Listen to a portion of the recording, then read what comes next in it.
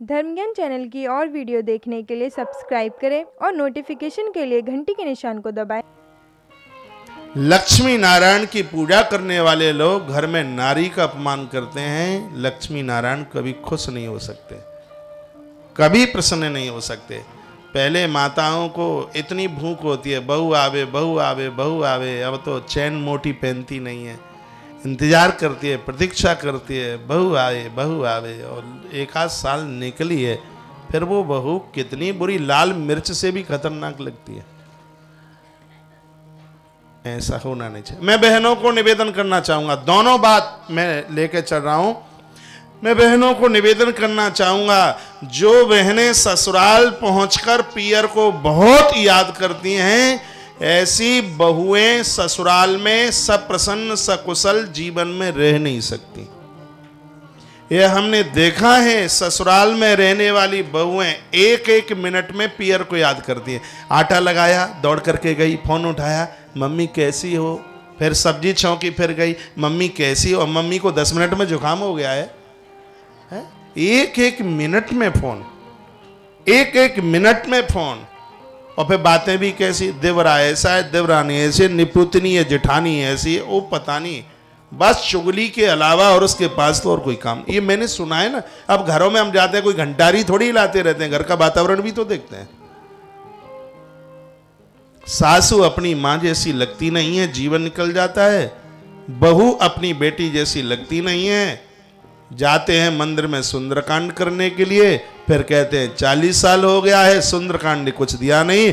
हनुमान तो हमारे बाप का नौकर लगता है ना, सो दे देगा सब कुछ।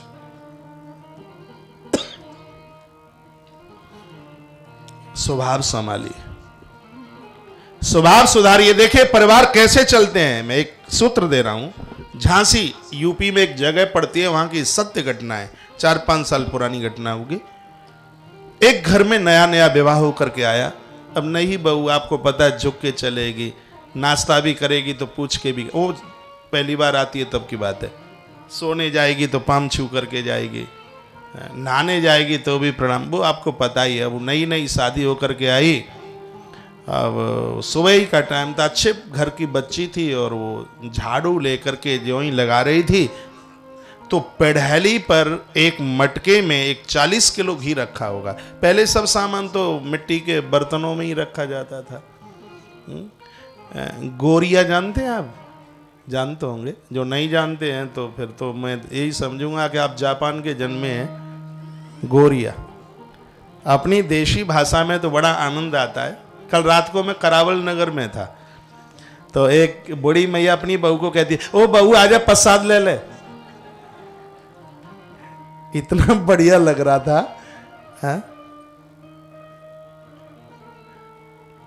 तो पढ़ैली जानते हैं? दीवाल के बाहर निकला हुआ इतना बड़ा पत्थर, उसके ऊपर सामान बर्तन रख दिए जाते थे, पानी के भरे हुए बर्तन रख दिए जाते। और वो तो उसने वो एक मटका, उसमें 40 किलो घी होगा, और वो पढ़ैली पर रखा। और बहू झाड़ू लगा रही थी, पता नहीं कैसे कौनी लगी और मटका धड़ाम से नीचे गिर गया। और कच्चा था आंगन, तो वो तो माटी सोख गई, पी गई पूरा घी। अब बहू बैठी बैठी रो रही है कि अब मेरी ठुकाई पिटाई होगी। अभी घर का वातावरण तो वो जानती नहीं थी। इतने में वो सासू माता ने देखा कि घड़ा फूट गया है, घी खत्म हो गया है, और बहू बैठी बैठी रो रही है, उसकी आंख में आंसू हैं, डर रही थी। ग्रंथ तो कहता है कि घर की बहुओं को यमराज से भी ज्यादा सासू से डरना चाहिए, और वो तो होता ही है। यमराज से ज्यादा डर लगता ही है सासू का। तो वो रो रही थी बैठी बैठी। सासू मां आई और देखा, सो बहू को पुचर पुचर पुचकारने लगी, कहने लगी, बेटी कोई बात नहीं है, घड़ा टूटा टूट जाने दे, घी फैल गया फैल जाने दे, मेरे बटुआ में पर्स में पैसा है, मैं घड़ा भी ले आऊंगी और घी भी ले आऊंगी, और किसी को कुछ बोलूंगी भी नहीं, तू काहे कुछ चिंता करती है। ये सासू मां बोली। सासू माता के साथ सहेली जैसा भी व्यवहार होना चाहिए। वो माँ भी है और वो सहेली भी है।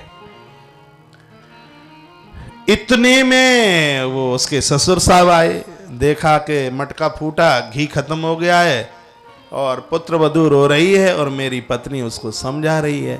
एक बात मैं आपको बोलूं, जिन घरों में सासू माता अपनी बहू के ऊपर लाड़ करती हैं तो उस सासू माता के पति, उस बहू के ससुर साहब अपनी पत्नी के ऊपर बहुत प्रसन्न होते हैं, बहुत खुश होते हैं। कभी आप अनुभव करके आप देख लेना। और कभी ये डुकरियां बहुओं को डांटती भी हैं तो वो डुकरा बार बार बोलता है, तेरा बहुत बेसैला स्वभाव है, पता नहीं तेरे अंदर कब मोड़ आएगा, कब बदलाव आएगा। जीवन भर मेरे ऊपर बरसती रही, अब कम से कम इस बहू का तो पिंड छोड़ दे।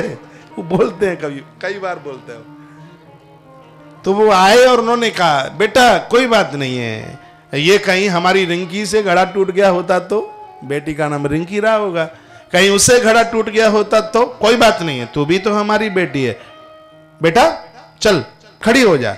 वो ससुर साहब अपनी पुत्र बधू को ऐसा बोले। इतने में उस बहू का पति आया, देखा कि घी खत्म हो गया है, मटका फूट गया है, पत्नी रो रही है, मम्मी पापा उसको समझा रहे हैं। वह आया और उसने क्या सुंदर जवाब दिया। उस बेटे ने कहा मम्मी पापा को, पापा मैंने महादेव को नहीं देखा लेकिन आप मेरे शंकर हैं, मैंने परम्बा भगवती को नहीं देखा लेकिन मेरी मां पार्वती है। माता पिता को कहने लगा कि मैं जो कुछ बोलूं उसको आप गलत अर्थ ना लगाना। बाबूजी आज 40 किलो घी खत्म हो गया है, इसमें तुम्हारी पुत्र वधू का दोष नहीं, इसमें पूरा दोष मेरा था। घी तो मैं लेके आया, मुझे सोच लेना चाहिए था कि मैं इस जगह पर रखूंगा तो किसी के इशारे से नीचे गिरेगा और नुकसान होगा, ये पूरी गलती मेरी है। बहू रो पड़ी और आकाश की तरफ मुंह उठा के हाथ जोड़ रही थी, हे विधाता द्वारा से भी तू मुझे यदि इस धरती पर नारी बनावे तो मुझे सासू ससुर के रूप में यही माता पिता और पति के रूप में मुझे यही महापुरुष मिले। जिस घर में लोगों का विचार ऐसा हो, आप सोचें कि उस घर में कभी कलयुग को प्रवेश मिल सकता है? कभी नहीं मिल सकता। एक बार किसी को अपना मानकर देखें तो सही। आप ये ना सोचना कि सब गलतियां बहुओं की ही होती हैं। सासू माताएं भी कम नहीं पड़ती, उनको भी इस बात का अभिमान होता है, हैं कल की छोकरी मुदगल की बेटी हूं, सीधी कर दूंगी, है तो वो भी बोल देते हैं डोकरी खबरदार मैं भी कटारे की हूं, ध्यान रखना। तो फिर तो ऐसा ही होगा।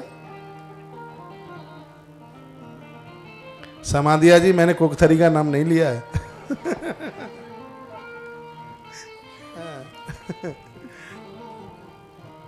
बोले बाल कृष्ण लाल की जय हो।